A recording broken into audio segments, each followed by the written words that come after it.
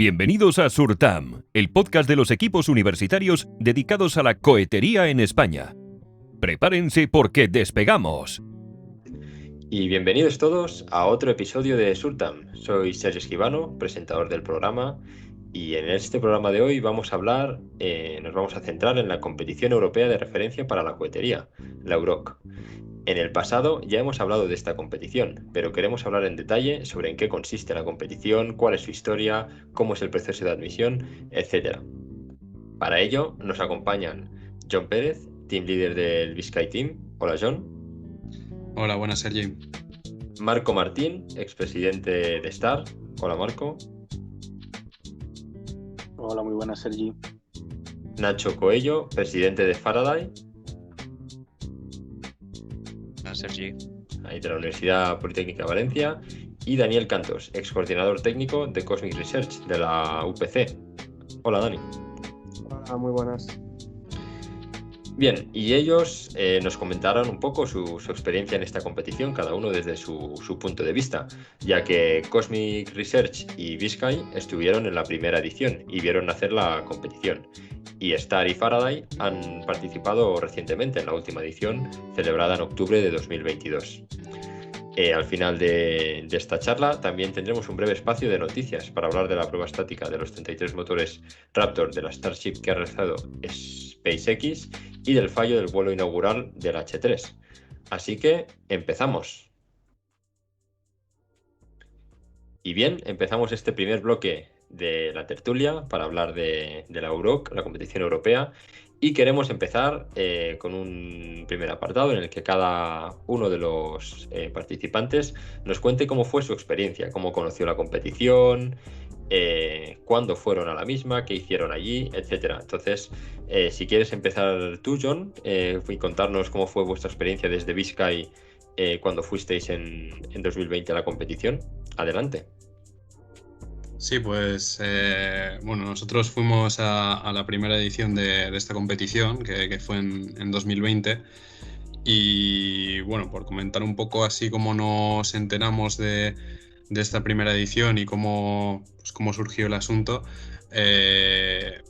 Antes de que apareciera la EUROC, no había una competición en Europa que fuera análoga a la Spaceport America Cup, por ejemplo, en América.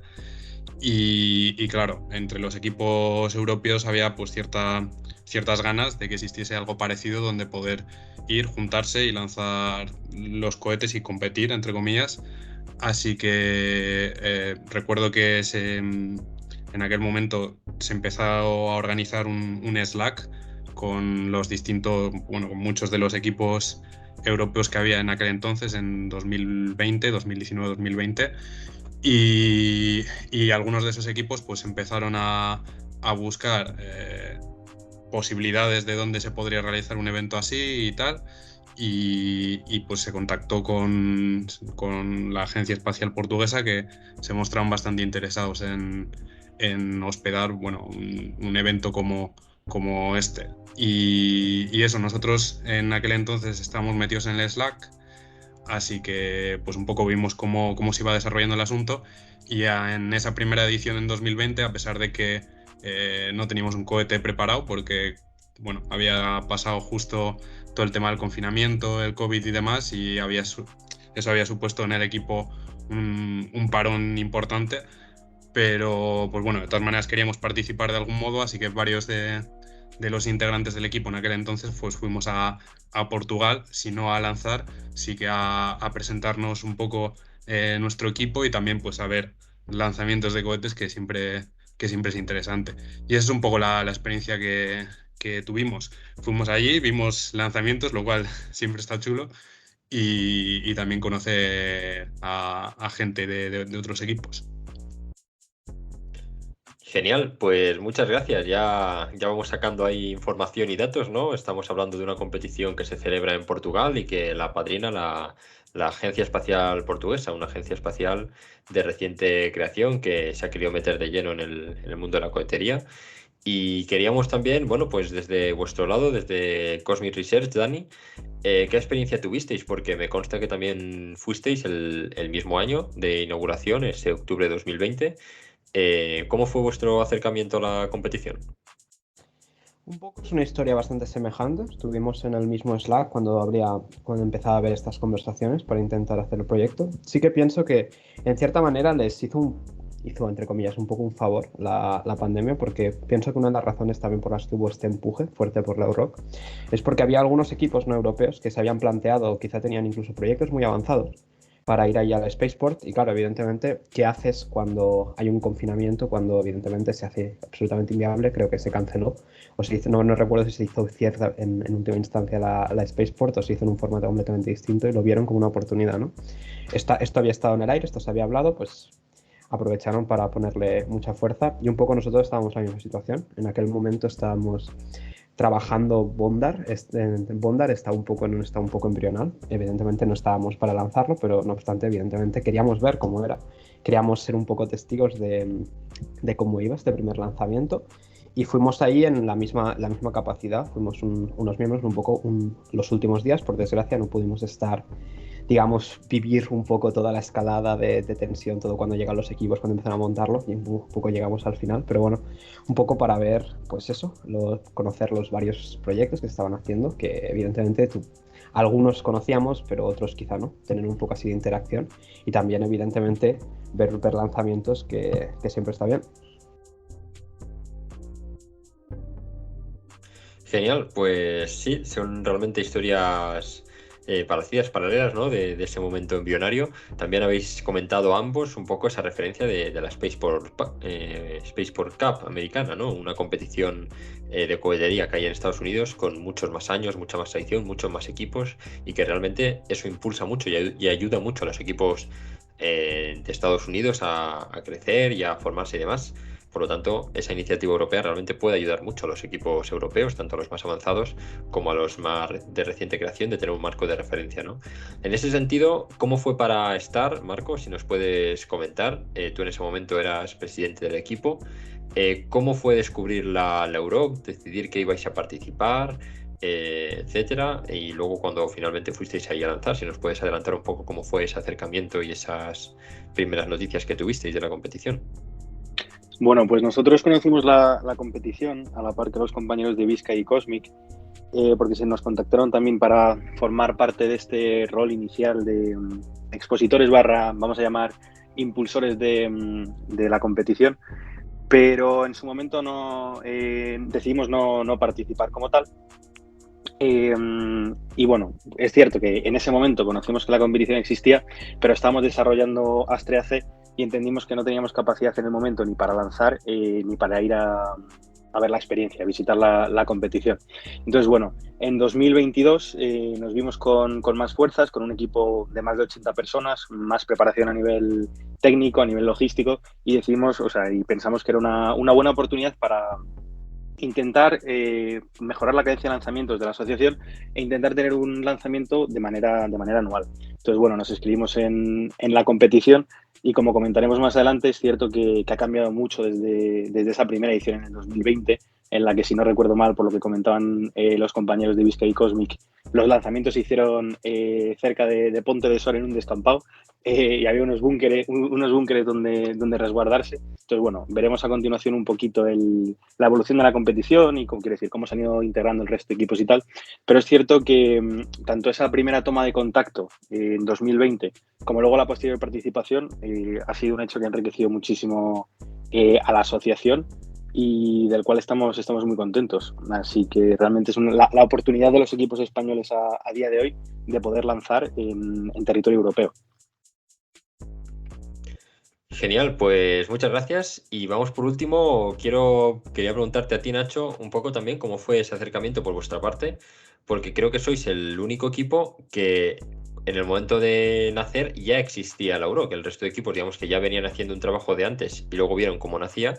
En cambio, para vosotros, Nacho, ya nacisteis sabiendo que existía la Euro, y si no estoy equivocado, ya os planteasteis desde el principio en crear el equipo para competir en la Euro. ¿Qué es esto así? Así es, Sergi. Nosotros, a diferencia de los compañeros de Vizcay, Cosmic y Star, nosotros, cuando surgió el proyecto, ahí por mediados de 2021, ya existía la Euroc, ya había habido esa primera edición de la Euro, y si no recuerdo mal, la segunda también. Entonces, nosotros una vez, cuando empezamos con el proyecto, pues lo que hicimos fue poner las miras directamente en la Euro e intentar pues crear un prototipo, no para la Euro de ese año, porque lógicamente es inviable partir de cero y crear un vehículo en medio año, sino para la del año siguiente, para la edición del 22.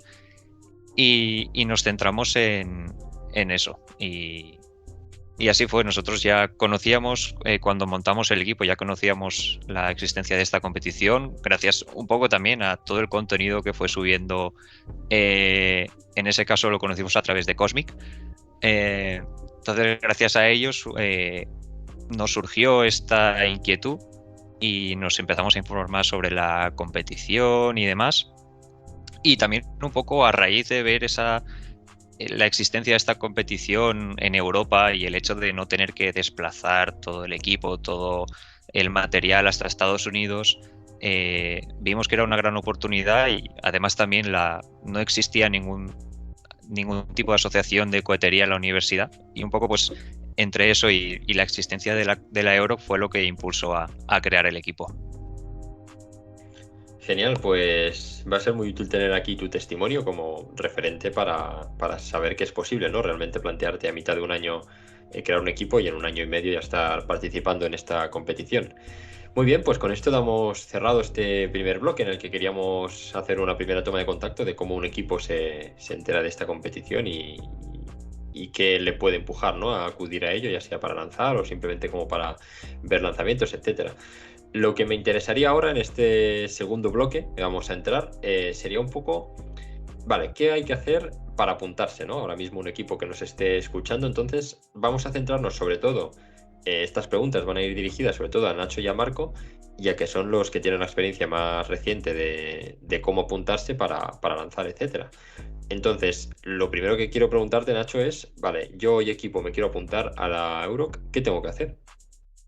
Realmente lo que es el proceso de apuntarse, de selección, digamos, es fácil. Sencillamente hay que estar atento a la web. Aún no, por ejemplo, para este año aún no han abierto plazas. Y una vez abren, digamos, lo que es el proceso de inscripción, lo que te piden son datos, digamos, generales del equipo. Es decir, cuántos años lleva el equipo constituido, cuántos lanzamientos totales se han hecho, cuántos lanzamientos exitosos ha tenido el equipo.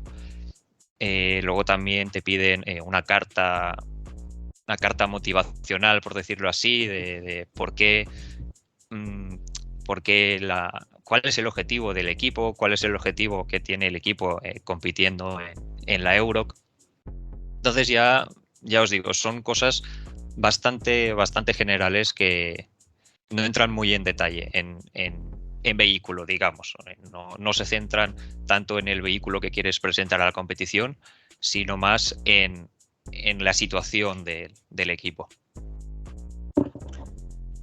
Claro, pero ahí me surge la duda. Entonces, ¿tenéis más o menos una idea de a qué criterios se acogen ellos? Porque más o menos dentro de los equipos todos se podrán presentar más o menos con un discurso más o menos parecido, y luego sí que es verdad que hay equipos con mucha más experiencia que otros, entonces tendría sentido que aquellos equipos con más experiencia tuvieran prioridad. En cambio, vosotros pudisteis llegar sin haber hecho ningún lanzamiento antes, ¿no? Entonces, más o menos, ¿que es que hay que hacer una carta de presentación realmente muy buena, o creéis que luego también hacer un poco de criterio de escoger de alguna forma compensando entre equipos viejos y equipos más nuevos? ¿Tenéis alguna idea en ese sentido de por dónde pueden ir los tiros? Al presentarnos, lo que dices tú, que hay equipos con muchísimo más bagaje. Entonces, una de las cosas que sí que deja clara la Euro que en ese proceso de inscripción es que ni mucho menos es un proceso de el primero que llega, el primero que entra. Es decir, hay plazas limitadas, pero no va por, digamos, este año habían 25 plazas, pues no entran los primeros 25 equipos que se inscriben. Y tampoco es una cuestión de bagaje de experiencia. Es decir, ellos intentan hacer como un reparto, digamos, por decirlo de alguna manera, equitativo entre, pues eso, equipos rookies, que es donde entrábamos nosotros, y equipos ya con más experiencia. Intentan dar una oportunidad sin tener en cuenta eso, la experiencia, el número de lanzamientos y demás. En cuanto a criterios para luego decir estás en estos 25 equipos o no estás, ahí ya no tengo ni idea. Lo único que sabemos es que lo que es el jurado de la EUROC elige de manera anónima, algo que es, bueno, se supone que es lógico. Entonces, con toda la información que ellos te piden en ese proceso de inscripción, eso pasa a un jurado y ese jurado de manera anónima evalúa y luego es el que decide si el equipo pasa ese primer filtro de selección o, bueno, ese filtro de selección o no. Entendido. Y por último quería preguntar también en este sentido, más o menos las fechas. ¿Cuándo te apuntas y cuándo sabes si has participado? Porque claro, si los lanzamientos son en octubre, quizás estás mucho tiempo trabajando sin saber si te han escogido o no. Va a ser bastante rápido. A nosotros nos llegó la confirmación de que estábamos dentro el 17 de marzo y si no recuerdo mal nos inscribimos a finales de febrero, principios de marzo. O sea, sobre estas fechas más o menos va a ser cuando salga ese proceso de inscripción y ya te digo, tenemos el correo del 17 de marzo conforme nos aceptaron. Es decir, ese proceso sobre todo para lo que has dicho tú, para no estar ahí pendientes y estar trabajando mucho tiempo en a lo mejor algo que luego no es, son bastante eficientes en ese sentido. Muy bien, pues muchas gracias. Ya los equipos que quieran apuntarse ya lo saben, que estén atentos a las redes sociales de EUROC y a su página web, porque de aquí poco saldrán las fechas y esperemos que ya hayan empezado a trabajar en su proyecto, porque si se esperan a ser seleccionados en marzo para empezar a trabajar, seguramente vayan a ir muy justos.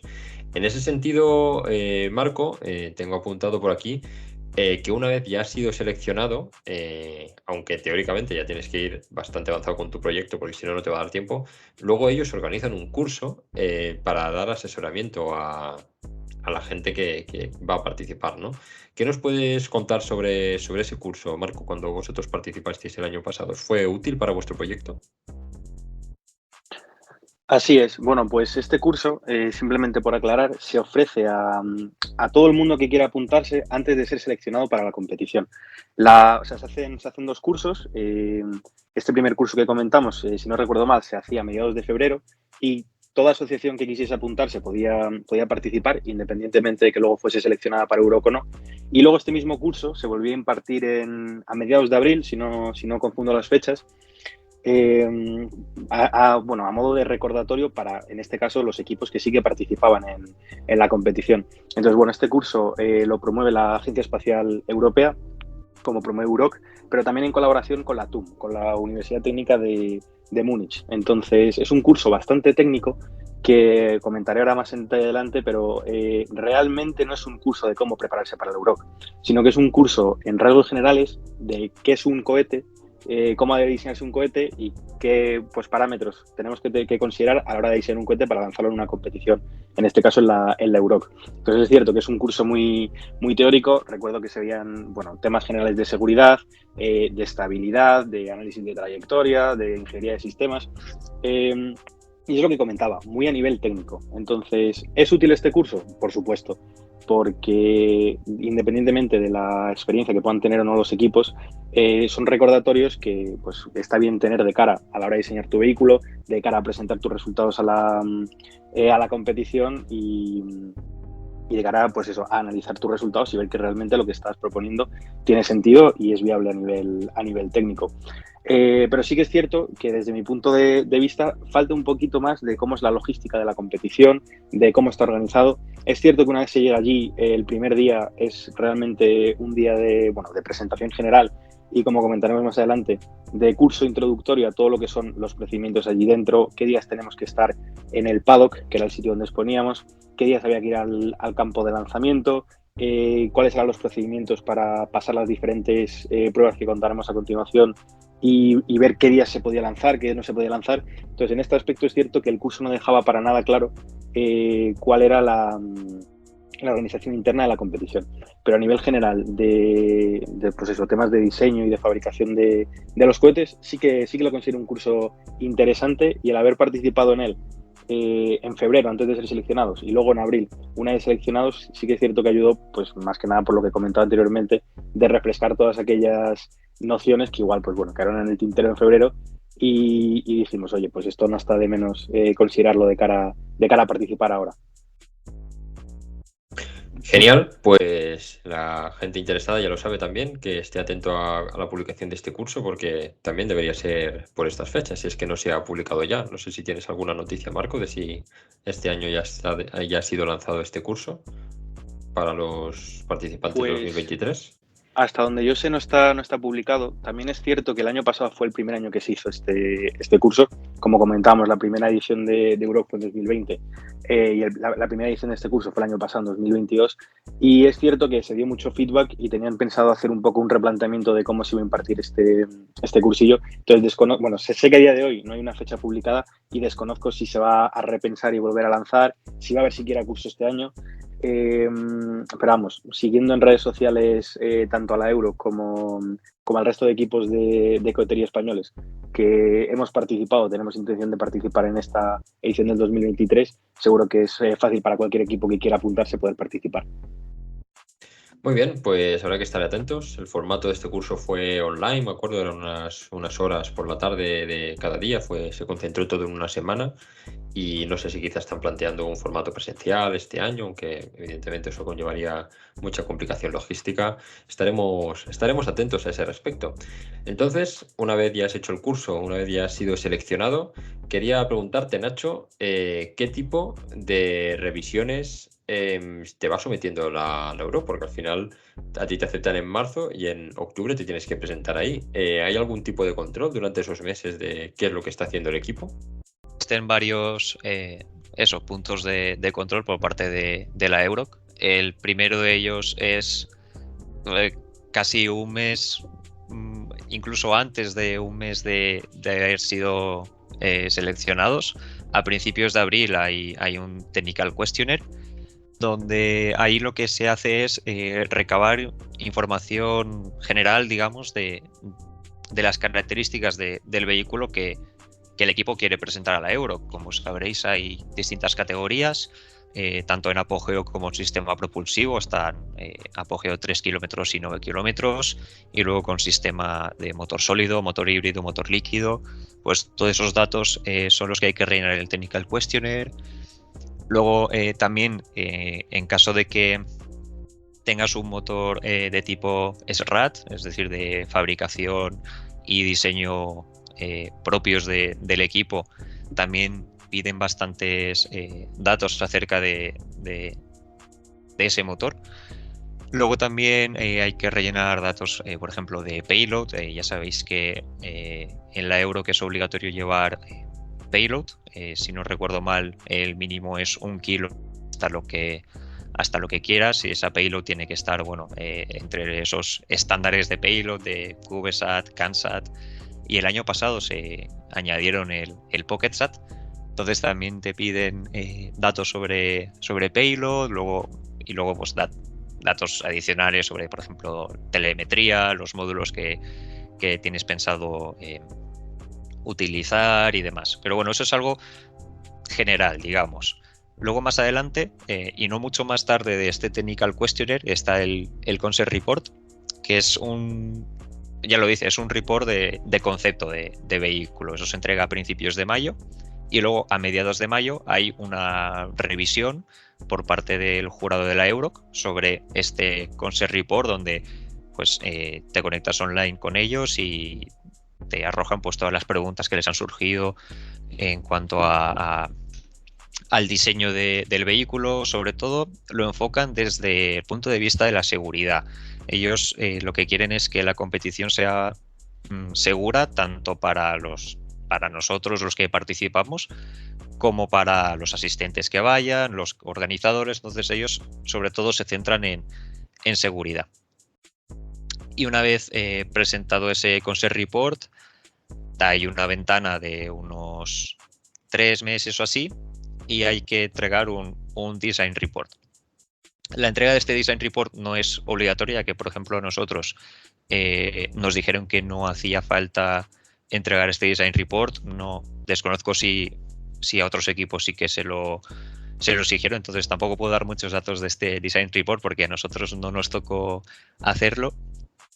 Y luego ya cuando nos estamos acercando a las fechas de la competición, a principios de septiembre está la entrega del Technical Report, que es el documento ya más sustancioso, de donde pues tienes que explicarte arriba abajo tu diseño de vehículo, con todas las pruebas, todos los tests, todas las validaciones que has hecho. Y además también, que no sé si será nuevo de este año o no, piden un Flight Simulation. Les tienes que ir actualizando datos de, simulaciones de vuelo con OpenRocket, utilizando el OpenRocket.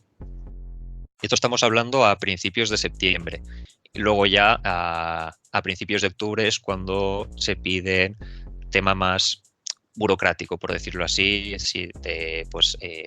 el proof of insurance del seguro, la composición del equipo y demás. Pero a nivel técnico hay esos checkpoints, el Technical Questionnaire, el Concept Report, el Design Report y luego ya finalmente el Technical Report. Muy bien, pues vemos que realmente es una carga de trabajo importante. Es decir, apuntarse a la EUROC no es simplemente la idea de apuntarse y ir haciendo el cohete de más, sino que te exige un esfuerzo dentro del proyecto de ir documentándolo todo, ir tomando decisiones que queden reflejadas en documentación técnica, que posteriormente será revisada y recibirá el feedback de los jurados, ¿no? Que muchos de ellos son propios profesores del curso y muchos de ellos son los que luego te harán la evaluación in situ en el lugar, ¿no? Entonces vemos que es un proyecto que queda muy controlado en ese sentido y que realmente eso ayuda mucho al equipo a crecer técnicamente, porque no es lo mismo ir trabajando sin ningún tipo de orden ni revisión, etcétera, sino que tener deadlines internas para ir cumpliendo. Así que pues muchas gracias por este repaso, Nacho, y también has comentado el tema del seguro. ¿Qué otros documentos así no tan importantes a priori, pero que luego pueden echar para atrás un proyecto, nos puedes comentar, Marco, que tuvisteis que tener en cuenta para el lanzamiento y para poder ir a la competición? Bueno, pues como comentaba Nacho, existe la parte de toda la documentación técnica, que bueno, en parte definía todo el proyecto y luego se evaluaba, como veremos después, es parte de los criterios de evaluación. Y luego aparte está esta otra sección de, llamémoslo papeleo más, ¿no?, a nivel burocrático, pues consistía realmente de 3 partes. Por un lado había que presentar el waiver, que venía a ser un documento en el que todos los miembros participantes de la competición pues están de acuerdo con las normativas de la misma, y bueno, era un poquito una especie de documento de seguridad. Después había que presentar la composición final del equipo. Pues si bien en un principio el máximo de personas que podían llevar los equipos eran 20, quiero recordar que una vez ya seleccionados se nos amplió a 25 o 30. Y bueno, a fin de cuentas somos asociaciones de estudiantes en las que el cambio pues está a orden del día y la composición inicial que enviamos pues luego podría ir cambiando. En nuestro caso, por ejemplo, nos inscribimos 20 y finalmente fuimos 19. Pero bueno, realmente de estos 2 documentos no son muy importantes, son realmente baladís, pero lo importante viene con el seguro. Para poder participar en la competición es necesario tener un seguro que cubra a todos los miembros, porque a fin de cuentas, por muy bien que esté todo organizado, y por muy segura que sea la competición, pues no está de menos tener un seguro que cubra a todos los participantes, ya que a fin de cuentas estamos lanzando cohetes.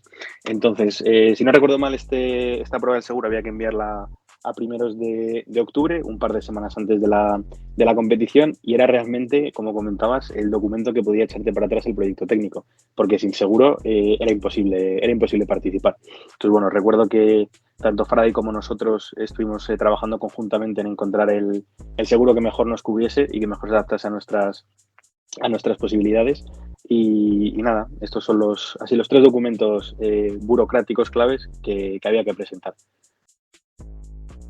Muy bien, pues muchas gracias. También comentar a los que nos estén escuchando que algunos de estos documentos, como el Technical Report, ya forman parte en sí de la competición y son los que luego se utilizan para evaluar. y que un poco los equipos tienen guías de documentos, tanto de reglas como de guías de diseño, que están disponibles en la web, en principio, aunque actualmente todavía no están subidos los de este año, pero si algún interesado quiere tener acceso nos lo puede pedir directamente a nosotros, a Surtam, a través de nuestras redes sociales, que son los que sirven de guía para saber exactamente qué te van a pedir en cada una de estas fases, etcétera. Entonces, digamos que hay esos documentos de referencia para saber todo esto. Y son documentos públicos que quedan subidos a la web para los equipos que han sido seleccionados y los que no. Y por último quería preguntaros a ambos, antes de pasar ya al bloque de una vez estamos allí, en el que podremos nuevamente también contar con la participación de John y de Dani, un poco cómo fue preparar el viaje en sí. Una vez tienes que ir ahí a lanzar un cohete, te tienes que desplazar, tienes que ver dónde te dormirás, etcétera. Un poco cómo es esa parte más logística que a veces se deja para lo último y también es muy importante. Yo lo definiría un poco como frenético, porque al menos nosotros nos enfrentamos a esto, algo que no nos habíamos enfrentado nunca, y ostras, al final salen cosas a tener en cuenta que no las contemplabas, y lo que dices justo antes de salir dices, ostras, que eso no lo he tenido en cuenta. Entonces sí, es algo que a veces, al ser ingenieros, tendemos a dejar un poquito más de lado esa parte más, no de burocracia, pero sí de previsión, de logística y demás. Y es algo muy importante porque también es algo que te puede complicar mucho la participación ahí. Tanto el poder encontrar alojamiento ahí, el cómo desplazarte, el que cojas todo el material que luego necesites ahí. Sobre todo muy importante hacer checklist de material que necesites en Portugal, porque si estás en Portugal y necesitas algo que está, en nuestro caso, por ejemplo, en Valencia, está complicado ir a buscarlo.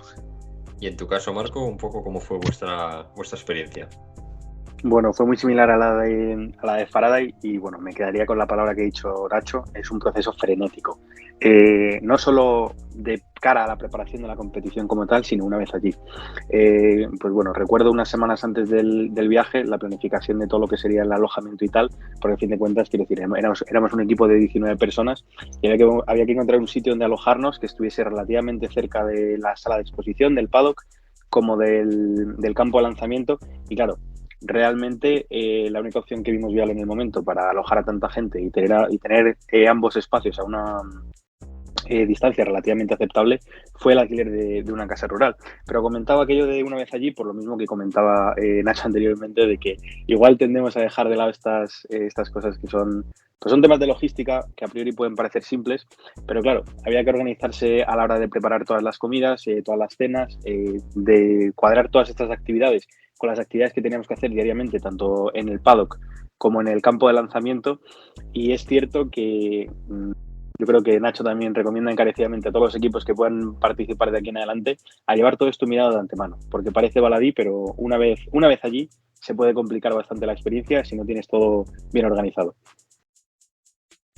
Pues sí, muy importante tener controlado dónde dormir, qué comer y cómo desplazarte, que es lo primero, y luego ya el cohete casi que es lo secundario, según cómo. Muy bien, pues cerramos este bloque, de este segundo bloque de un poco de preguntas concretas de cómo organizarse para la competición, y vamos ya a la chicha de qué pasa una vez estás allí, ¿no? Una vez ya has llegado, ya tienes tu cohete listo, tu proyecto listo, etcétera. Quería hacer aquí un poco de contraposición en cómo era al principio y cómo es ahora, ¿no? Entonces, pues, por ejemplo, vamos a hablar de las instalaciones. ¿Qué hay, no? Una vez llegas ahí, hay una feria, hay un campo de lanzamiento. No sé si, Dani, nos puedes contar un poco qué visteis vosotros cuando fuisteis en 2020 y luego, por ejemplo, Marco, nos cuentas qué es lo que visteis vosotros el año pasado. Así que, adelante, Dani. Sí, pues esencialmente yo recuerdo cuando llegamos, eran los últimos días, el último día en el que estaban montando, se estaban haciendo parte técnica. Recuerdo que todos los equipos estaban, no sé si siguen, en una especie de polideportivo, tenían cada uno como su puesto y estaban montándolo todo y ya estaban haciendo las últimas preparaciones.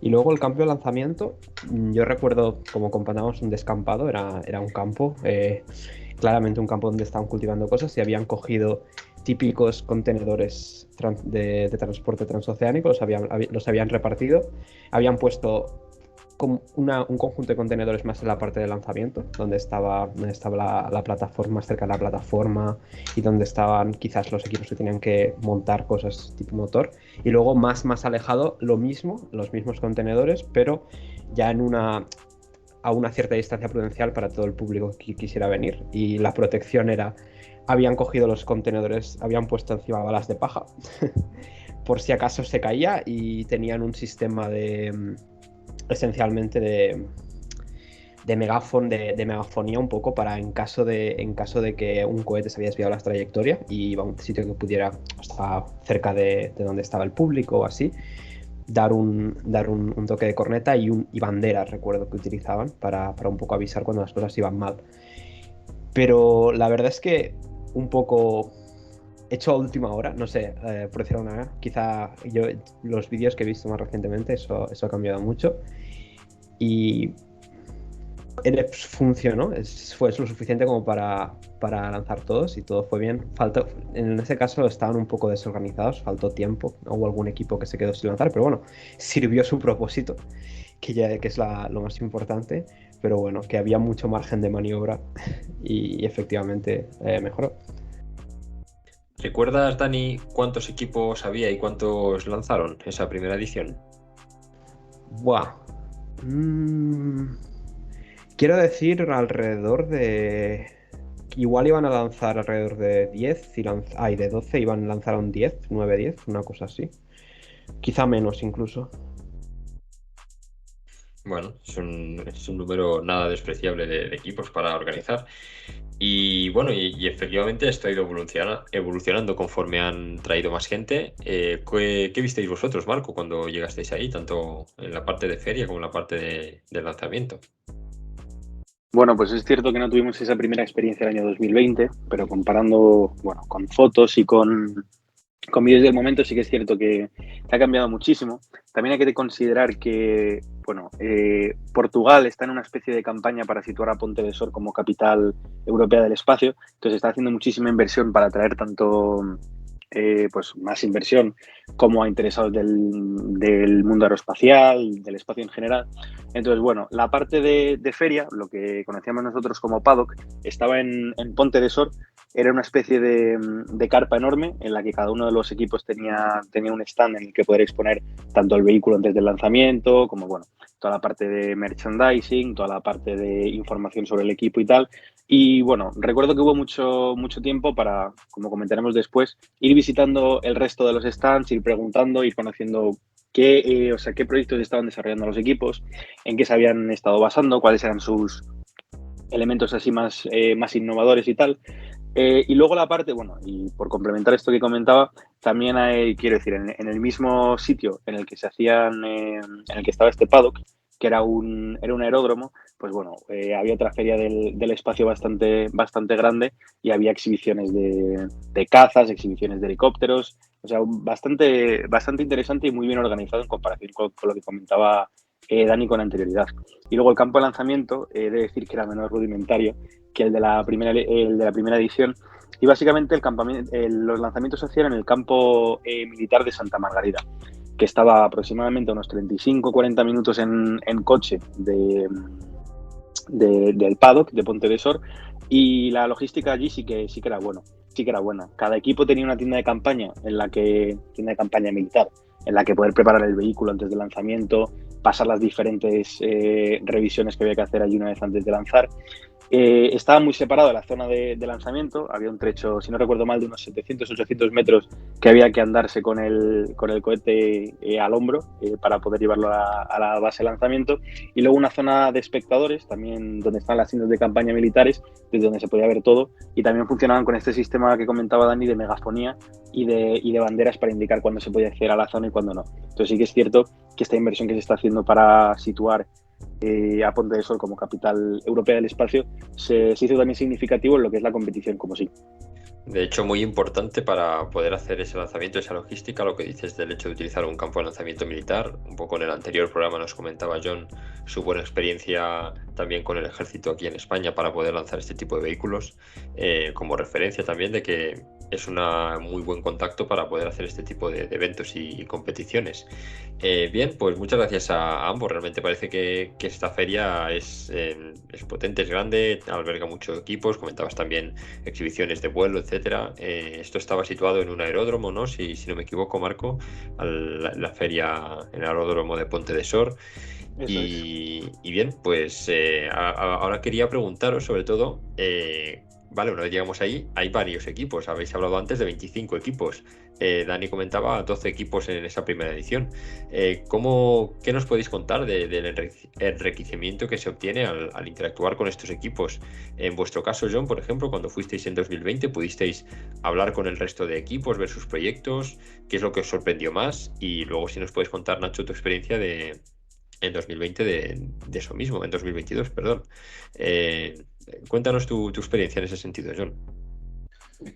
Sí, pues bueno, nosotros al igual que en el caso de Cosmic, que ha comentado Daniel, que fuimos los últimos días del evento, así que no estuvimos en todo el desarrollo previo a lo que fueron los lanzamientos, pero bueno, aún así sí que tuvimos oportunidad de conocer a miembros de otros equipos y pues bueno, siempre es muy interesante, sobre todo también porque bueno, en aquel momento la mayoría de equipos que participaban estaban más avanzados de lo que estábamos nosotros, así que es una muy buena oportunidad pues para ver lo que están haciendo otros equipos, digamos, más punteros o que van por delante.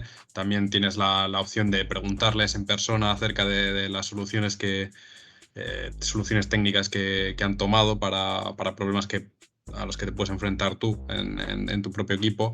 Así que en ese sentido, pues el hecho de poder coincidir con miembros de otros equipos es una experiencia muy, muy enriquecedora. Y por vuestro lado, Nacho, ¿qué es lo que os sorprendió más cuando fuisteis ahí? ¿Qué es lo que visteis que os chocó más de otros equipos? Sí, bueno, nosotros, como ha dicho Marco, el primer día que llegas ahí a Ponte de Sor es básicamente para instalarte en el stand y sobre todo pues hacer este networking con otros equipos. Y bueno, nosotros lo que nos chocó más es, bueno, pues al final ver esos equipos con 10, 15 años de experiencia y ver, wow, a mí sobre todo lo que me chocó más fueron parece una tontería, pero los acabados del cohete. O sea, parecía de otro mundo, parecía literalmente de producto comercial. Veías, por ejemplo, el cohete de los suizos y el acabado, los files que tenían en las aletas, todo el fuselaje en fibra de carbono. Bueno, son cosas que dices, ostras, la experiencia cuenta y bueno, y supongo que también el gran presupuesto que manejan ellos, pues también algo tenía que ver. Pero ya no solo, por ejemplo, los suizos, sino alemanes, había equipos por toda Europa y eso, sobre todo acabados y luego, pues bueno, como nosotros pues también llegamos ahí. Llevábamos 1 año y medio de equipo y pues lógicamente la gran mayoría de equipos que estaban ahí estaban mucho más avanzados que nosotros y bueno, pues ves soluciones a problemas que estábamos teniendo nosotros que son muy ingeniosas cuanto menos y bueno, siempre está bien este tipo de interacción porque de cada equipo puedes ir cogiendo, bueno, cojo un poco de aquí, cojo un poco de ahí y la verdad que aparte de conocer a mucha gente muy, muy buena y súper majos todos, pues también eso para el equipo enriquece muchísimo. Muy bien, pues sí, ¿no? Tiene que ser chocante, ¿no? Porque también se ven ahí incluso equipos que han hecho ensayos que incluyen helicópteros, etcétera. Es decir, realmente se ve que con presupuesto, con ganas y con ingenio se pueden conseguir proyectos desde las universidades, como tú dices, de calidad comercial, equiparable perfectamente. Quería preguntaros también el tema de, muy bien, la interacción con los equipos, seguramente hay cierto colegueo, aunque es una competición, etcétera. ¿Y qué tal ese feedback con los jueces?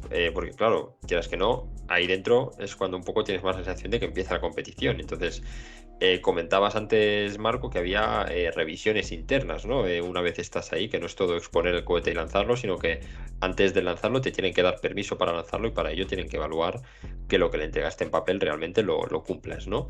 Em, Primeramente, bueno, quería preguntar también a Dani, no sé si visteis algo de esa parte cuando fuisteis como expositores en 2020, si más o menos os pudisteis presenciar alguna de estas pruebas o cómo de rigurosos os parecieron los jueces. Y luego también quería preguntarles a Marco y a Nacho por su experiencia en ese sentido. En nuestro caso, presentamos un poco en lo que en aquel momento era el proyecto Bondar delante de los mismos jueces en el momento en el que estaban haciendo un poco la evaluación final después de los lanzamientos, un poco una última panza delante de los jueces antes de que dieran el veredicto de quién ganaba, etcétera. Entonces, por nuestra parte, tuvimos un poco, evidentemente era un contexto distinto al que tenían el resto, donde realmente estaban siendo evaluados tanto de todo lo que habían estado presentando como los resultados que habían tenido los lanzamientos. Pero bueno, sí que es cierto que presentamos delante de los mismos jueces. No recuerdo, en aquella primera edición, no recuerdo que fueran exageradamente estrictos, al menos en esas evaluaciones. Supongo que la mayoría de las pruebas estrictas de las últimas comprobaciones las habrían hecho los días anteriores a los lanzamientos, evidentemente, y era un poco más demandar a los equipos pues todas aquellas cosas que quizás han salido que tenían que mejorar, un poco evaluar también, hacer un poco de balance de cómo había ido el proyecto, más que realmente un criterio estricto y un análisis exhaustivo en aquel momento.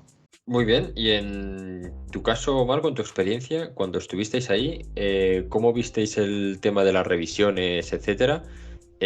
Bueno, primero, ¿qué revisiones hay? Y más o menos cómo vais pasando por cada una de ellas y realmente tenéis esa sensación de si no la pasamos no volamos o al final dejamos volar a todo el mundo. ¿Cómo son? Bueno, pues como comentábamos anteriormente, la relación entre equipos sí que era muy buena y por lo general había un ambiente de colegueo. Y es verdad que la interacción con los jueces a mí de primeras digamos que me chocó. No quiero decir que fuesen demasiado estrictos porque en un ambiente en el que estás lanzando cohetes a 3 o 9 mil metros, la seguridad es lo primero y hay que tener en cuenta muchos factores, pero sí que quiero recordar que con las pruebas como tal, con las revisiones que ahora comentaré en más detalle, pues sí que se hacía un análisis exhaustivo porque cualquier cosa podía hacer que el vuelo no fuese exitoso. Entonces, bueno, comentaremos después un poquito cómo se evalúa y cómo se hace la entrega de premios, pero yo quiero recordar que la primera de las revisiones como tal no era una revisión, sino que era una revisión, o sea, una presentación a modo de elevator pitch, en el que básicamente tenías que venderle al jurado, no al jurado técnico, a un jurado aparte que estaba conformado por miembros del ejército portugués, de la Agencia Espacial Europea y de la Agencia Espacial Portuguesa, pues comentabas grosso modo lo que era tu proyecto, qué te diferenciaba del resto, y venía a ser, una presentación de entre 2 y 5 minutos en la que tenías que venderle a ese jurado por qué tu proyecto era el mejor y por qué deberían invertir en él. Pero vamos, esta prueba como tal no era ni mucho menos eliminatoria, era simplemente pues parte de lo que luego sería la puntuación de los equipos y tal, y donde empezaba realmente, se empezaba a sentir esa presión, ¿no? Y que los jueces eran más estrictos, era con las 2 revisiones que había que pasar para poder lanzar.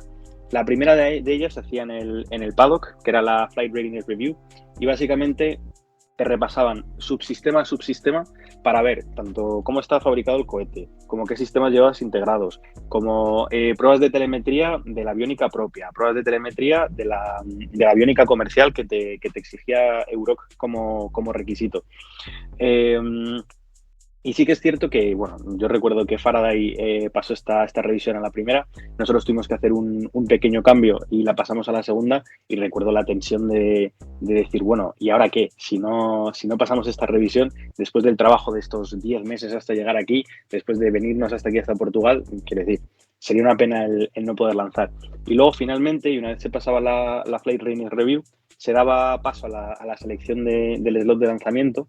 Si no recuerdo mal, había 2 ventanas al día que tú podías elegir una vez habías pasado la FRR, y una vez allí y en la tienda de campaña militar en la que se preparaba todo todo el cohete había que pasarse la LRR, la Launch Readiness Review, que era básicamente el sí o no al lanzamiento. Podías haber hecho un trabajo maravilloso, podías haberte dejado, pues yo qué sé, las horas de sueño, el corazón, todo lo que tú quieras, pero si llegabas allí y el jurado pensaba o estimaba que tu cohete no estaba para lanzar, no se lanzaba. Entonces, bueno, sí que es cierto que por lo menos en nuestro caso, en esta segunda prueba, fueron algo más estrictos que en la primera. Y la corrección que nos pidieron, que por cierto, esta corrección nos las pidieron en ambas, pero con más hincapié en la segunda, fue respecto a nuestro sistema de separación. Nuestro vehículo no se separaba por la ojiva, como la mayoría del resto de vehículos, sí que se separaba por la mitad. Y claro, las cargas de pólvora que había que llevar y el sistema de cañones que llevábamos para poder explotar la pólvora a 9.000 metros era un sistema bastante complejo que no se había probado nunca antes en vuelo y que no era un sistema, digamos, común. Entonces es cierto que tuvimos que hacer muchísimas pruebas con los jueces, hacer un montón de cambios antes de lanzar y no exagero si el día del lanzamiento tuvimos que cambiar ese subsistema entre 5 y 10 veces. Pero bueno, finalmente nos dieron la luz verde para esta última prueba, nos aseguraron la ventana de lanzamiento y pudimos lanzar.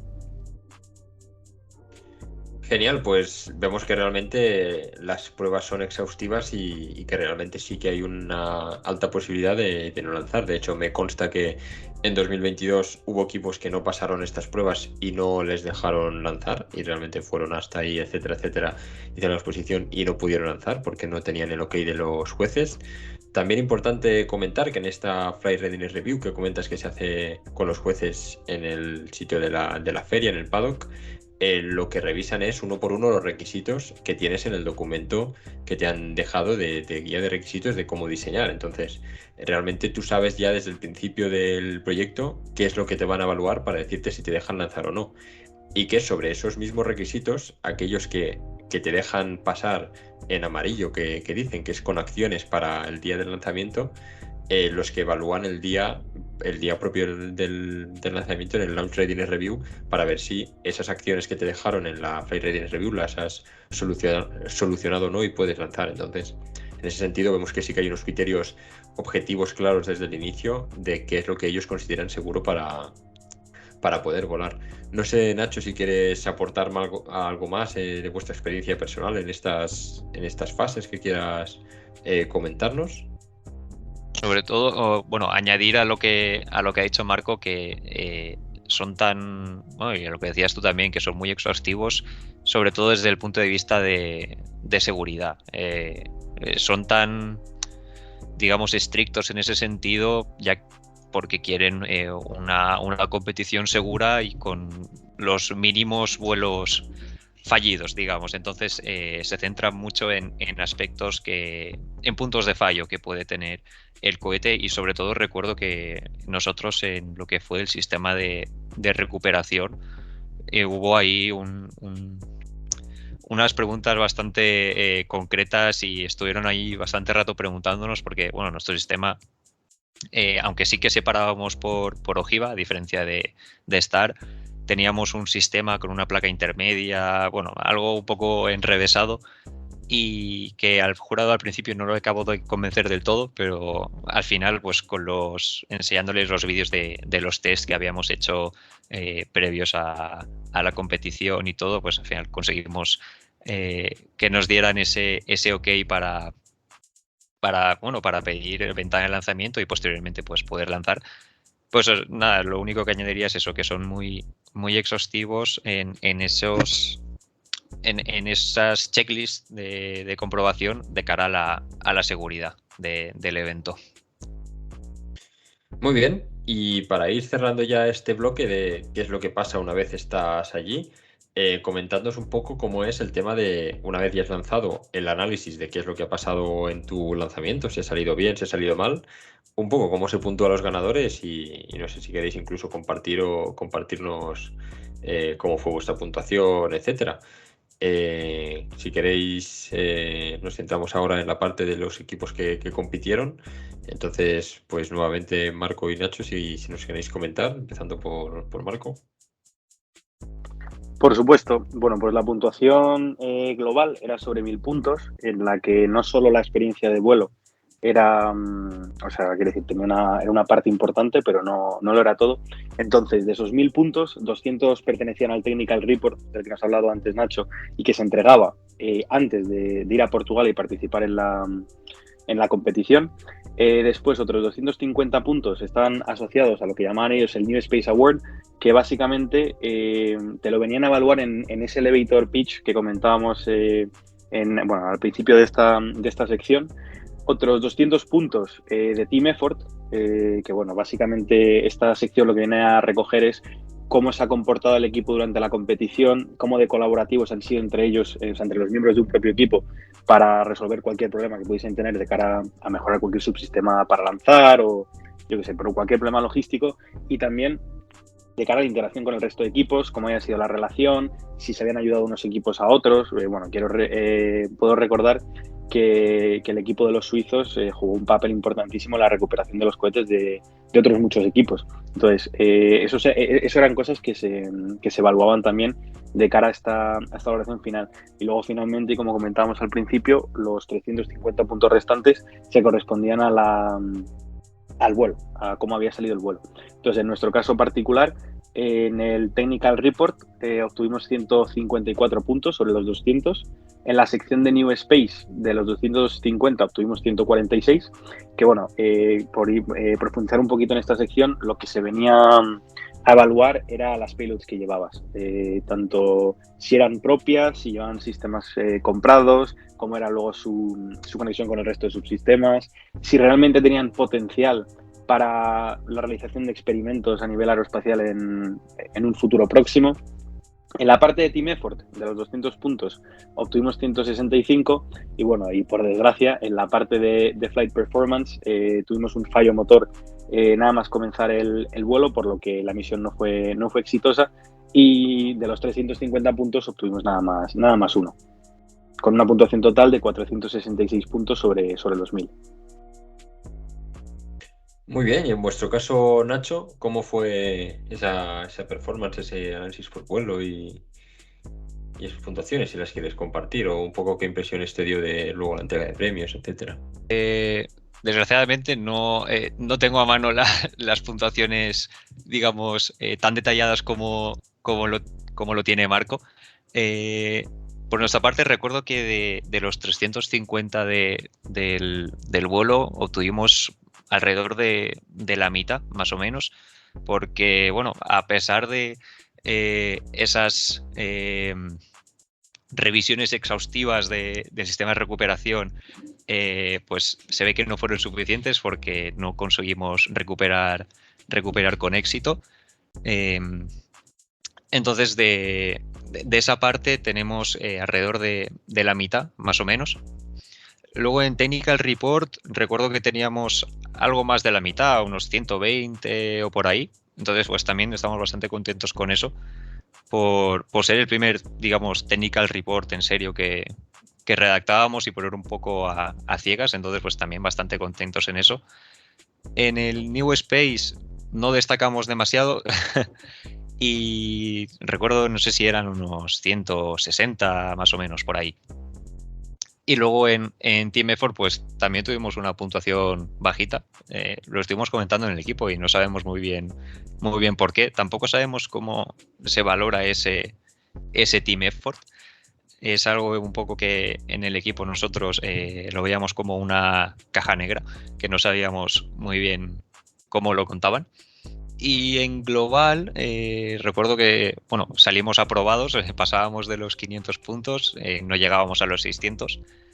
Y no sé, en total creo que quedamos los décimos de los 25 que estábamos ahí. Entonces, pues bastante contentos con el resultado, la verdad. Muy bien, pues bueno, felicidades a los dos por participar y por llegar hasta el final de todo el concurso, etcétera. Realmente es un orgullo para todos que haya equipos españoles participando en la UROC y bueno, y representándonos un poco a todos ahí. La verdad es que nos han quedado un montón de temas, ahora estaba pensando, pues, por ejemplo, podríamos hablar del tema de una vez cómo te puntúan el vuelo, pues que sí que está claro, porque sigue una fórmula, ¿no? En función de la longitud, de la altitud a la que esperabas llegar y a la que llegas realmente. Y otras cajas, ¿no? Como tú dices, del tema del team effort, que queda un poco más en el aire, que no parece muy bien, que no parece un criterio objetivo, ¿no? Si te dan unos puntos u otros, quizás echarían falta un poco, quizá por parte de la competición, ¿no? Un poco de feedback personalizado a cada equipo, pero bueno, entendemos que también eso supondría un gran trabajo para todos ellos, de que todos los organizadores al final son trabajadores de la Agencia Espacial Portuguesa que hacen eso como parte de sus labores, pero bueno, al final es limitado el tiempo que pueden dedicarle, ¿no? A los equipos. Y muchos temas también que han quedado en el tintero, como son toda la importancia de la organización de las misiones de recuperación del cohete, una vez ha caído, ¿no? Que bueno, hay que ir ahí a buscarlo, etcétera, ver cómo lo buscas, cómo sabes dónde ha caído la última posición, etcétera. Del tema de los motores, ¿no? Que hemos comentado, pues al final un poco la logística que va relacionada con eso, de no es lo mismo si haces el motor tú, si lo tienes que comprar, cómo lo llevas hasta Portugal, el tema de que es la competición quien se encarga de hacer que el combustible llegue allí, pero digamos que tiene que ser una lista de motores que tú previamente selecciones. Realmente es una competición muy amplia que da para hablar mucho más tiempo del que le vamos a dedicar hoy aquí y nada, así que emplazo a los escuchantes a que nos envíen sus dudas. Si queréis hacemos una última ronda de cada uno de un speech de un minuto, un poco de cuál es su impresión sobre hacia dónde cree que debería ir esta competición, si cree que su equipo debería participar, etcétera. Reflexiones al fin al respecto. Si quieres empezar, John, por tu lado, también con todo lo que has escuchado hoy. No sé si ya toda esa información nueva ya la sabías o quieres aportar algo en ese sentido, una reflexión. Sí, pues bueno, como reflexión, comentar que es muy interesante el contar con una competición como es la Euro que aquí en Europa, que nos permita pues juntarnos y lanzar a todos los equipos que estamos en este continente. Y pues un poco en cuanto a cómo debería progresar, pues entiendo que el evento irá creciendo en tamaño. En el caso de su contrapartida americana, pues una competición en la que participan más de 100 equipos. Aquí en la Euroc todavía, pues este año eran 20 y tantos, 30 equipos. Pero bueno, espero que según vaya pasando el tiempo puedan participar más equipos y eso sería un poco el resumen de lo que espero para el futuro de la competición. Muy bien, muchas gracias, Son. No sé por tu parte, Dani, ¿qué quieres aportar en ese sentido? También se habla del tema de, bueno, si sería interesante que se abriera a todo el mundo o dejar solo para equipos europeos, ese tipo de debates. ¿Cuáles son tu visión y tu reflexión acerca de la competición en general? Primero una corrección, estaba revisando datos. Sí que había 13 equipos enviando gente a la primera Euro, pero realmente solo lanzaron 6, iban a lanzar 6, lanzaron finalmente 5. Por tanto, ya nos dice que ha habido un crecimiento significativo. Pienso que el futuro de la Euro pasa por una parte, evidentemente expandir Europa con todos los países que tiene, con todas las universidades y los equipos que existen. Pienso que es incluso capaz de presentar casi tanto proyectos como la Spaceport, incluso más. Y pienso también que pasa quizás por una... Evidentemente, claro, la edición que vi yo no existía tanto por una implantación mayor de las empresas dentro de esa competición. Yo entiendo que he visto, bueno, por lo que han comentado los compañeros, eso ya empieza a existir, ¿no? Hablaba de una feria, pero sí que, por ejemplo, se dice siempre, ¿no? Que la Spaceport America Cup, ¿no? Gigantes como Boeing, Blue Origin, SpaceX van ahí esencialmente a pescar talento, por decirlo de alguna manera. Y pienso que ahora que en Europa empezamos a tener un sector, pienso que quizás las empresas del sector New Space y etcétera, no necesariamente únicamente lanzadores, pienso que deberían empezar a ver la Euroc un poco como eso, ¿no? Como una manera de ver proyectos, de ver. Y pues eso, yo creo que pasa por ampliarse, creo que pasa por profesionalizarse más, creo que pasa por más sponsors, más colaboraciones, más etcétera. Y En mi opinión, no pienso que necesariamente tenga que limitarse. Pienso que evidentemente le tienen que dar prioridad. Esto nació como un proyecto europeo, pero sí que pienso, yo recuerdo que en la primera edición hubo conversaciones sobre algún equipo de algún país del norte de África, ¿me equivoco? Yo pienso que una cierta expansión en ese sentido, con algunos colaboradores de cerca de la región europea, pienso que puede ser interesante, porque semejante como algunos equipos europeos, evidentemente no pueden permitirse, ¿no? Es un talento que no puede en muchos casos montar la logística que implica, ¿no?, un spaceport, y pienso que la Europe puede ser una alternativa, y pienso que incluir estos quizás sí que sea una manera, un punto positivo, ¿no? Una manera positiva también pues de traer talento y traer proyectos distintos. Muy bien, pues muchas gracias. No sé cuál sería un poco tu reflexión final, Nacho, también sobre todo esto que hemos hablado, también sobre el tema, ¿no?, de si sería deseable o habría cantera suficiente para una competición a nivel española, o si quedaría demasiado redundante con la Euroc y se eclipsarían una a la otra. ¿Cuál es un poco tus reflexiones sobre el tema? Un poco en línea con lo que han comentado John y Daniel, de ampliar. Creo que siempre es positivo el ampliar, porque al final, pues, das más oportunidad a más equipos, porque al final también es un poco una faena el que hayan esos seleccionados y no seleccionados. O sea, ojalá llegar al nivel de la Spaceport, de decir, participa todo el que se apunte. Pero también entiendo que eso es muy complicado a nivel logística, al estar en un campo militar, al estar en instalaciones militares, al tener que acondicionar unos paddocks para que haya pues todos esos procesos de review de los que hemos hablado. Entonces entiendo que es muy complicado, pero sí que se debería trabajar en esa ampliación de plazas para, aunque sea, asegurar esa participación de todos los equipos europeos, que a lo mejor algunos pues no tenemos la capacidad económica que supone ese desplazamiento hasta Estados Unidos. Y luego, en cuanto a competición a nivel nacional, no sé si lo plantearía como una competición. Obviamente esto da para 2 y 3 podcasts más. Entonces, sí, veo muy, muy interesante el crear una reunión anual, además de Surtam, que se pueda ampliar a lanzamiento.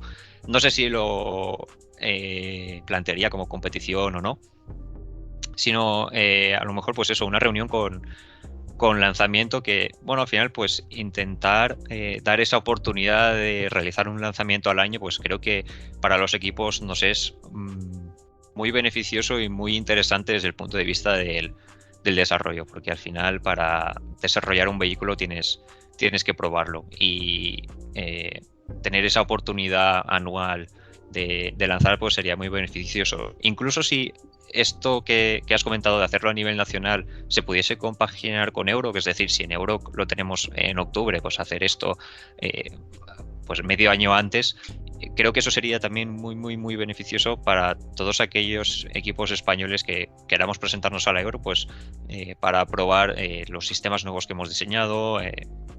Bueno, pues eso, al final poder hacer pruebas reales y no ensayos que no son en vuelo, que siempre distan mucho de la realidad. Genial, pues muchas gracias. Bueno, es inevitable, evidentemente, al hablar del crecimiento de la Euroc, hablar de la Spaceport American Cup. Un poco para nuestros oyentes que tengan una referencia, a la Euroc fueron unos 25 equipos y 450 alumnos en total, mientras que la Spaceport fueron 150 equipos y alrededor de casi 2 estudiantes. Entonces, un poco para ver el margen de crecimiento y de mejora. Y digamos que a la Spaceport American Cup fueron estudiantes y equipos de 22 países distintos. Es decir, no estamos hablando de algo solo estadounidense. Así que bueno, para que veamos que realmente hay equipos suficientes en todo el mundo y mercado para crecer en ese sentido. ¿Cuáles son tus últimas reflexiones sobre todo esto que hemos comentado, Marco, del posible crecimiento, etcétera, de la Euroc y tus ideas al respecto? Bueno, pues la verdad es que mis reflexiones están muy en línea con las de los compañeros. como comentaba Dani, sí que es cierto que hay bastante presencia de las universidades y de la parte académica, pero falta bastante presencia de las empresas. No sé si únicamente, como decía Dani, pues a modo de caza de talento, pero también para dar a ver bueno, que el sector aeroespacial es un sector emergente y que hay futuro, ¿no? Y que nosotros desde nuestra posición de estudiantes y futuros miembros del sector, pues estamos ahí y venimos con un gran potencial, sin duda.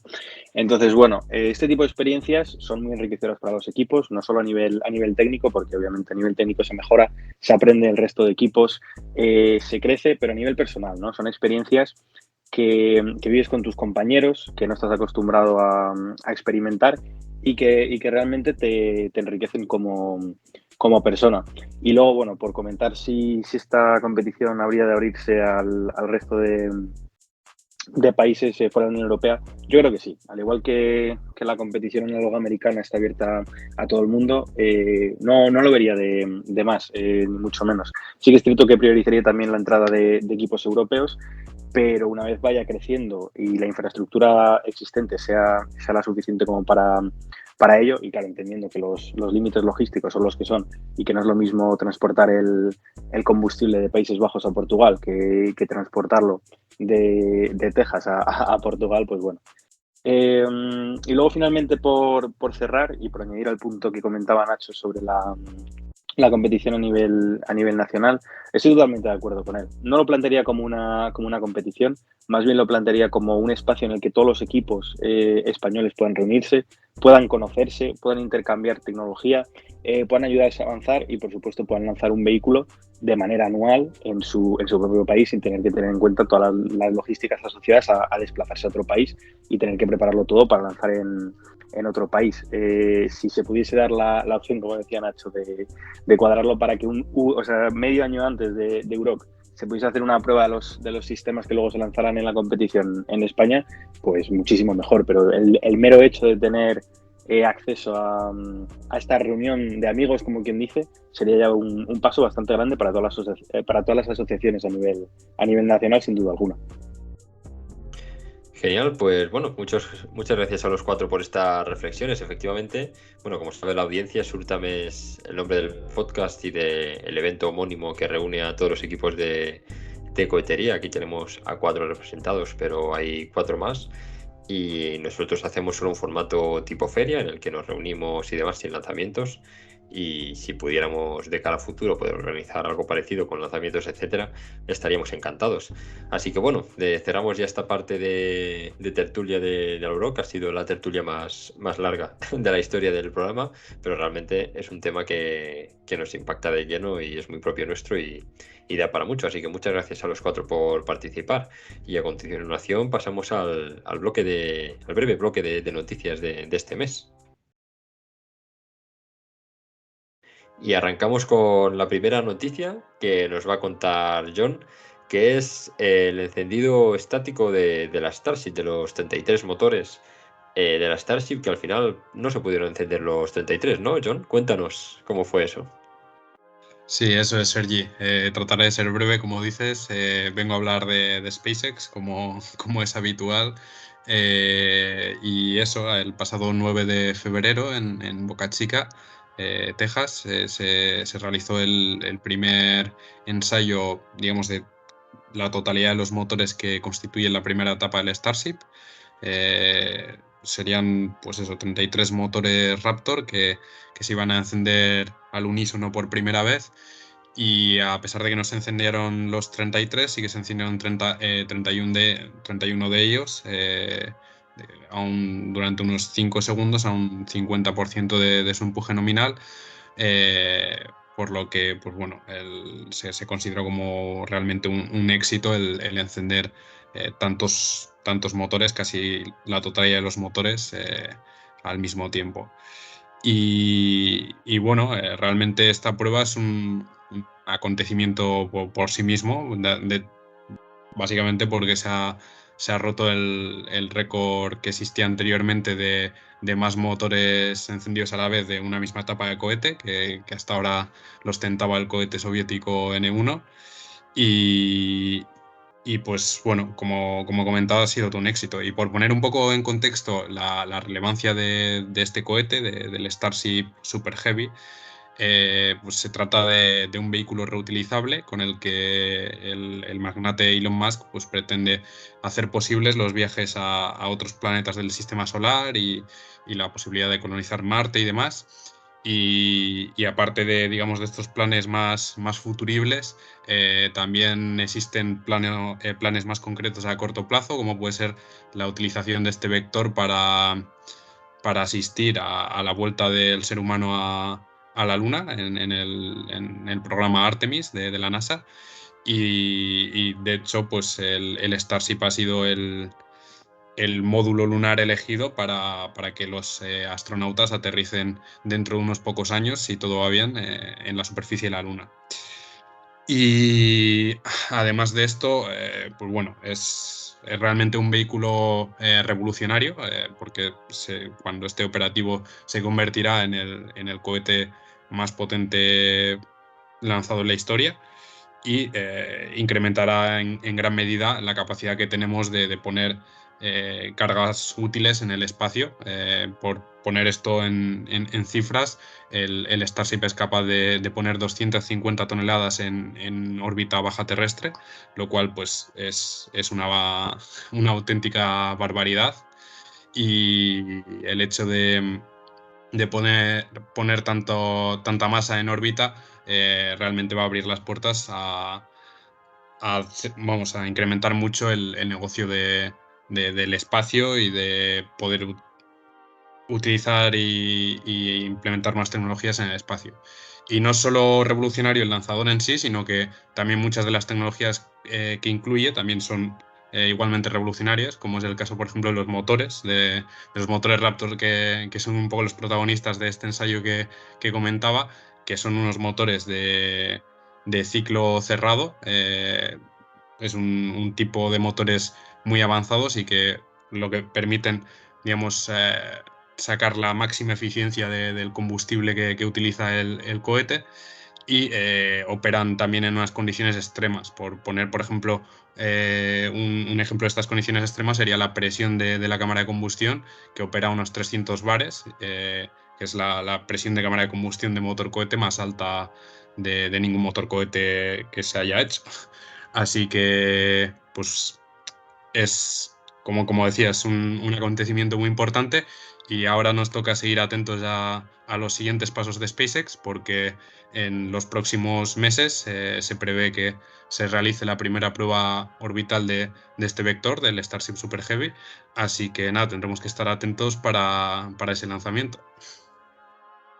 Pues muchas gracias, John. Efectivamente, tocará estar atentos a las noticias de SpaceX para ver cuándo se da ese primer lanzamiento de la Starship y esperemos que sea exitoso. Y por último, vamos con una segunda noticia, y es que últimamente estamos trayendo algunos fallos de vehículos y de lanzamientos al podcast, porque creo que es importante, no por pesimismo gratuito, sino porque es importante que la audiencia sea consciente de lo complicado y realmente complicado que es lanzar con éxito un cohete al espacio, ¿no? Y hacer un vuelo orbital, etcétera, tanto para estudiantes como para grandes empresas en todo el mundo. Así que si nos puedes contar, Dani, cómo ha sido este fallido vuelo inaugural del H3 de una empresa japonesa, ¿no? Si mal no recuerdo, cuéntanos. Correcto, pues nos desplazamos al otro lado del Pacífico y estamos hablando del cohete H3. Es un cohete desarrollado por Mitsubishi en colaboración con la JAXA, ¿no? Con la Agencia Espacial Japonesa, y es un poco la manera que tienen de asegurarse al acceso soberano al espacio, un poco de la misma manera que en Europa escuchamos hablar de Ariane. Muchas de las misiones científicas que hace la JAXA y algunos de otros países se vehiculan a través de H1, H2 y ahora el H3. Para que nos entendamos, es un vehículo bastante comparable. El H3 es comparable al Ariane 6, en concreto en su configuración de menor carga, la configuración 62. Estamos hablando, pues eso, no reutilizable, estamos hablando de oxígeno e hidrógeno líquido. Y la particularidad que tenía es que habían podido desarrollar este vehículo y iban a hacer este primer vuelo inaugural el 17 de febrero. Evidentemente estaban tomando la delantera antes de que el Ariane 6 volara, con este vehículo H3 que incluso prometía, al menos en declaraciones, ejercer una competición en órbitas más bajas. Estamos hablando de LEO, en precio de carga a cohetes como el Falcon 9. Sin embargo, el 17 de febrero, en el Spaceport de Tanegashima, en una isla al sur de Japón, cuando llegó el final de la cuenta atrás, se encendió efectivamente el motor líquido. Sin embargo, los boosters sólidos no llegaron a encenderse y se canceló toda la cuenta atrás. Y no dieron al principio muchas más noticias. Eventualmente sí que han liberado que la causa fue un fallo general del sistema eléctrico de este motor, que por suerte evitó que se encendieran los boosters sólidos, que evidentemente habrían sido muchísimo peor. Y en teoría, si bien como el vehículo está prácticamente incólume, podríamos decir que prometen o esperan que puedan subsanar este error en el sistema eléctrico en las próximas semanas, los próximos meses, y puedan pronto finalmente inaugurar este H3, que sería pues el primer cohete de esta nueva generación de lanzadores nipones.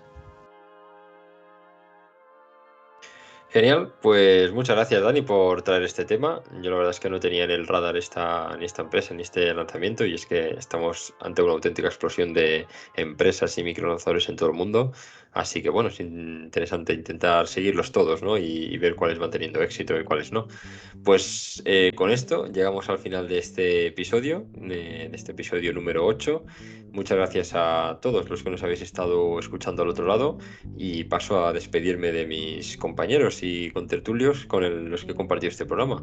Muchas gracias, Dani, de Cosmic Research, por acercarte aquí y contarnos tu experiencia. Gracias por haber venido. Gracias a ti y al resto de compañeros. Muchas gracias, John, por venir un programa más. Creo que con esto te conviertes en el contertulio que ha participado en todos los programas junto conmigo, así que muchas gracias por pasarte por aquí una vez más. Un placer, como siempre, venir a hablar un poco de cohetes. Y bien, muchas gracias, Nacho, por pasarte por aquí por primera vez y contarnos desde Farada y vuestra experiencia ahí en la UROC. Gracias a ti, Sergi, y al resto. Y por último, gracias, Marco, también por pasarte por aquí. Creo que también era tu primera vez, por contarnos también vuestra experiencia en la UROC. Muchas gracias a todos vosotros, y sobre todo por crear este espacio de amantes de la cohetería que tanto nos gusta. Genial, pues dicho todo esto, quedamos emplazados al siguiente programa, de aquí un mes aproximadamente. Muchas gracias a todos por seguirnos. Tenéis en la descripción las redes sociales tanto de Sultan como de los equipos participantes en el podcast. Así que nos vemos en la próxima. Muchas gracias a todos por escucharnos.